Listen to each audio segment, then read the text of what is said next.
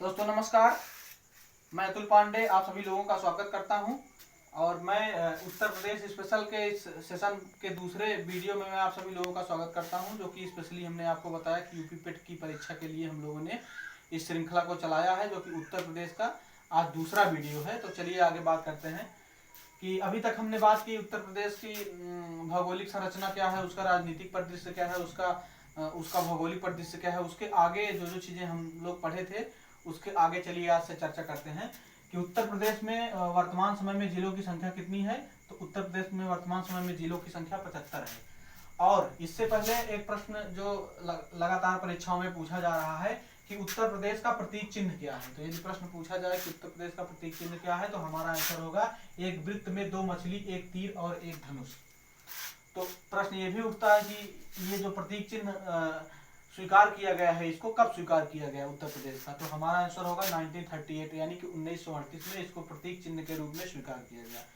आगे हम लोग देखते हैं क्या है कि प्रश्न एक लगातार प्रश्न पूछा जाता है कि सर्वाधिक विधानसभा सीटें उत्तर प्रदेश के किस जिले में है। तो हम लोगों का आंसर होगा कि प्रयागराज में, जो उत्तर प्रदेश का के 75 जिलों में एक जिला है जिसमें 12 विधानसभा की सीटें हैं, जो कि सर्वाधिक सीटें हैं। इसके अलावा यदि प्रश्न पूछा जाता है कि सबसे कम विधानसभा सीटें कहाँ हैं, तो हम लोगों का उत्तर होगा कि श्रावस्ती, महोबा और चित्रकूट 3 ऐसे जिले हैं जहाँ की 2-2 विधानसभा सीटें हैं, है ना।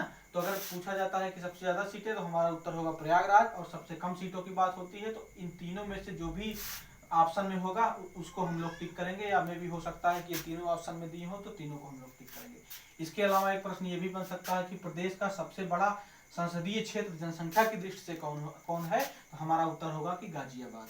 और यदि प्रश्न पूछा जाता है कि प्रदेश का सबसे छोटा संसदीय क्षेत्र जनसंख्या की दृष्टि से कौन है, तो हम लोग आंसर करेंगे कि बागपत जो है ये सबसे छोटा संसदीय क्षेत्र है जनसंख्या की दृष्टि से। इसके अलावा ये भी प्रश्न पूछा जाता है कि उत्तर प्रदेश में विधानसभा में आरक्षित सीटों की संख्या कितनी है। ये क्वेश्चन जनरली बार बार पूछा जाता है। तो हमारा आंसर होगा कि उत्तर प्रदेश में 86 सीटें आरक्षित हैं, जिसमें से 84 सीटें एससी वर्ग के लिए आरक्षित हैं और 2 सीटें एसटी वर्ग के लिए आरक्षित हैं। इसके आगे चलते हैं हम लोग। प्रश्न ये पूछा जाता है कि उच्च न्यायालय की स्थापना उत्तर प्रदेश में कब की गई।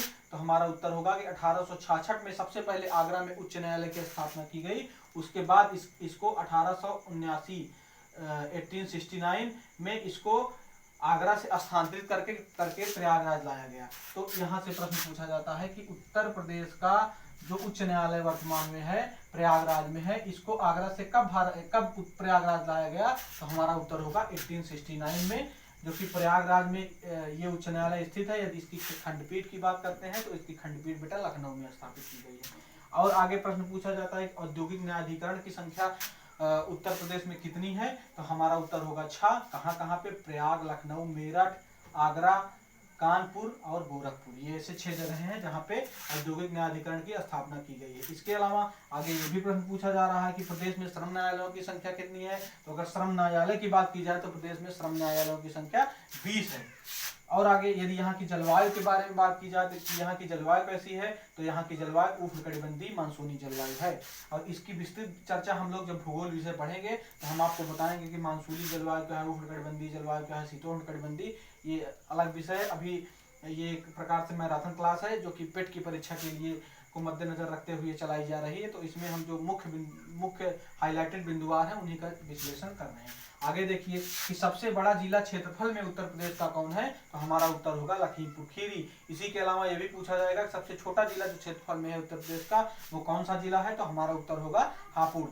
आगे चलते हैं कि प्रदेश के सीमावर्ती देश, प्रदेश का एकमात्र सीमावर्ती देश नेपाल है, जो कि 7 जिलों से, जिसकी सीमा उत्तर प्रदेश के 7 जिलों को स्पर्श करती है। और प्रश्न ये भी बनता है कि उत्तर प्रदेश की सीमा कितने राज्यों को स्पर्श करती है तथा कितने केंद्र शासित प्रदेशों को स्पर्श करती है।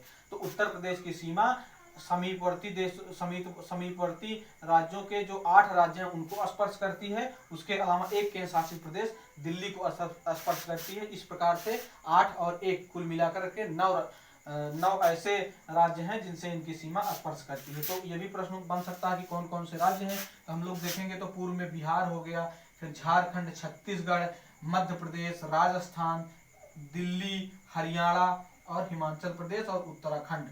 इसके अलावा दिल्ली केंद्र शासित प्रदेश को भी इसकी सीमा स्पर्श करती है। तो यहाँ से एक प्रश्न बेटा और बनता है कि सबसे ज़्यादा जिलों को, कौन से जिले हैं इन नवों राज्यों में से सबसे ज़्यादा किसको स्पर्श करती है? तो मध्य प्रदेश के 11 जिलों को स्पर्श करती है।